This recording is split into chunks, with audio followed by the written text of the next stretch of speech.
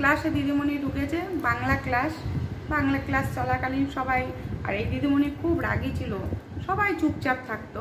তো পড়া ধরতে ধরতে শর্মিলা সব প্রশ্নের উত্তর ঝটপট দিয়ে দিচ্ছে।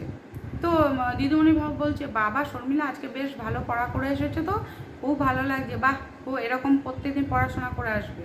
তা পেছনে মেয়ে দুটি বললো কি, ম্যাম ওকে আর একটা প্রশ্নের উত্তর জিজ্ঞেস করুন, এরপরে আপনি বলবেন। তখন ম্যাম বললো, হ্যাঁ ও তো সব প্রশ্নের উত্তরই দিচ্ছে, নিজেরা পারো না আবার ওর হয়ে বলছো। তখন বলছে, না ম্যাম আপনি বলুন, আমরা দাঁড়িয়ে আছি, আপনি বলুন। তখন ম্যাম আবার শর্মিলাকে প্রশ্ন করেছে, তারপরে 3-4টে প্রশ্ন জিজ্ঞেস করেছে, একটা প্রশ্নের উত্তরও দিতে পারেনি। বলেছে, তখন মেয়ে দুটো বলেছে, ম্যাম এতক্ষণ আমরা উত্তরগুলো নিয়ে আমরা নিজেরা দুজনের মধ্যে আলোচনা করছিলাম, সেগুলো শুনে আপনাকে উত্তর দিচ্ছিল। এখন আমরা যেহেতু কথাগুলো বলছি না, উত্তরগুলো দিতে পারছি না, সেজন্য ও উত্তর আর দিতে পারছে না। তখন ম্যাম কি করবে, ওকে একটু বকলো।